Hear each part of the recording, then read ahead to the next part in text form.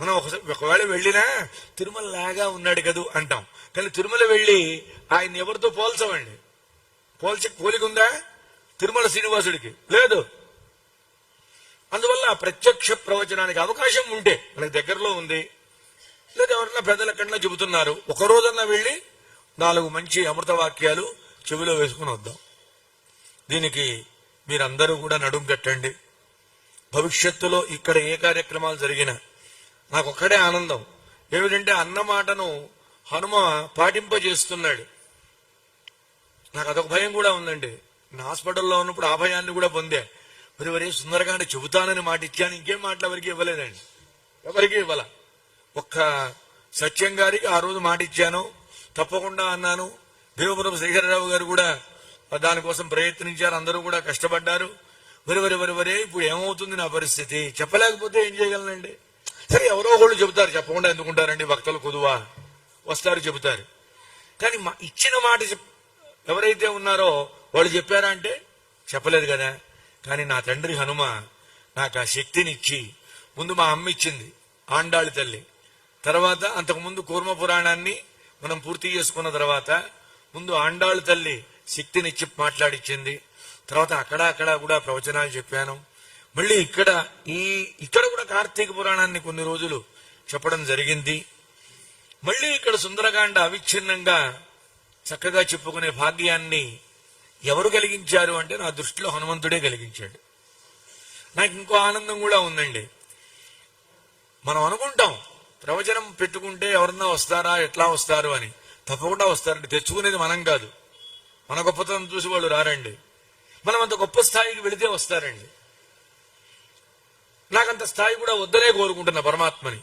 ఆ స్థాయికి వెళ్ళాననుకోండి, ఒకవేళ ఎవరు చెప్పలేం కదా, ఎవళ్ళు ఏ స్థాయికి వెళ్తారో ఎవరికి తెలుసండి. ఏ 5-6 ఏళ్లకో పెద్ద స్థాయికి వెళ్ళారనుకోండి, నా టైం బాగుండక, అది బాగున్న టైం కాదండి, బాగున్న టైం. చివరికి నాకు ఆత్మీయులైన మీరు వస్తే నేను దగ్గరకు వచ్చి మీతో మాట్లాడే అవకాశం కూడా ఉండదండి. నా చుట్టూ ఉంటారు కొంతమంది కార్యకర్తలు, తప్పుకోండి తప్పుకోండి తప్పుకోండి తప్పుకోండి తప్పుకోండి తప్పుకోండి. ఎవరు తప్పుకోండి? ఎవరి వల్ల అభివృద్ధి చెందాం మేము? మీలాంటి వాళ్ళ వల్లే. మీరు 50 మంది కూర్చుంటే 100 మంది టీవీ ఛానల్ చూస్తే 100 మంది 1000 మంది అయితే 1000 మంది 10,000 మంది అయితే వాళ్ళందరికీ నచ్చితే ఇలా అనేక ఊళ్ళల్లో ప్రచారం అయితే ప్రసారం అయితే ఫలానా అప్లాచార్యుల గారు వస్తున్నారు అనగానే ఈ 1000 మందిలో 100 మంది వస్తారు. సహజంగా అది సహజ లక్షణం. కానీ ఏమవుతాను నేను? భక్తులకి ఆత్మీయులకి దూరం అయిపోయేటువంటి అవకాశం ఉంది. కాబట్టి పరమాత్మను కోరేది ఒకటే, నాకంత కీర్తి అక్కర్లా, నాకంత ప్రతిష్ట అక్కర్లా, నాకన్ని 1000 మంది అక్కర్లా, అన్ని కోట్ల ధనం నాకు అక్కర్లా. నాకెంత కావాలో అంతే చాలు. అమ్మో నా కళ్ళు నెత్తికెక్కకూడదయా, ఇంకో ఏడాదిలో రిటైర్ అయిపోతాను. రిటైర్ అవుతాను కాదు, రిటైర్ చేస్తాను. అది అందుకని 1 year బిఫోరే నేను మెంటల్ గా ప్రిపేర్ అయిపోతున్నా. ఏ మహానుభావుడి ఇంట్లో చెప్పాల్సి వస్తుందో, ఏ పవిత్రమైన స్థలంలో చెప్పాల్సి వస్తుందో, ఏ ఊళ్ళో చెప్పాల్సి వస్తుందో, నా కోరిక ఒకటే, అక్కడికి వెళ్లి చెప్పగలిగిన ఓపిక, ఓర్పు, ఆరోగ్యం నాకు ఇవ్వాలి. నాతో పాటు వచ్చి అంత వండి పెట్టే ఆరోగ్యం నా భార్యకి ఇవ్వాలి. మా ఇద్దరికి అదే కోరిక, ఆవిడికి అదే కోరిక. మనకు కావాల్సింది రాముడు ఇవ్వడా అంటుంది, నాకన్నా ఎక్కువ వేదాంతం మా ఆవిడది. ఇంకా నేనన్నా అప్పుడప్పుడు జారిపోతూ ఉంటా, గాని ఏమిటో అని 25,000 కావాలి ఇప్పుడు ఎట్లా అనుకుంటా, ఇవాళ బాధపడుతూ ఉంటా. ఎల్లుండికి పరమాత్మ చూడు మనకి ఇచ్చాడు అంటాడు. ఏదో ఎవరో ఒకళ్ళు ఇస్తారు, ఏదో రకంగా అయిపోతుంది, ఆ బాధ తీరిపోతుంది. మా ఆవిడ అంటుంది, ఆయన ఇస్తారని నాకు ముందే తెలుసండి అంటుంది.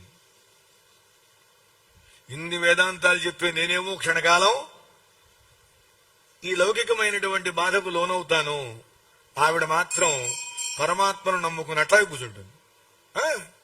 ఏమో ఎట్లాగే మరి రిటైర్ అయిపోతా కదా అంటే, మీకెందుకండి భయం? మీ దగ్గర రాముడు ఉన్నాడు, రామాయణం ఉంది, భారతం ఉంది, భాగవతం ఉంది, దేశం ఏం గుడ్డుపోలేదు. ఏ మహానుభావుడికో వినాలనిపిస్తుంది, పిలుస్తారు, చెబుతారు, మీకేం దిగులేదు. ఎవరు చెబుతారంటే ధైర్యం? ఎవరన్నా చెబుతారా?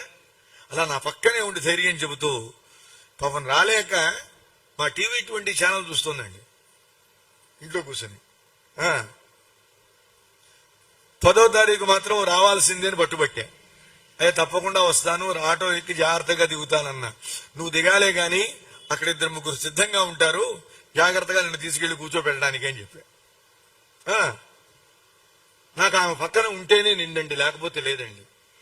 లేకుండా సన్మానం అంటే అదేమిటో చాలా వెలితి, చాలా కొరతండి. నాలో సగభాగాన్ని తీసేసి సన్మానం చేస్తే నాకు ఎంత బాధేస్తుందో అంత బాధగా ఉంటుంది. సరే,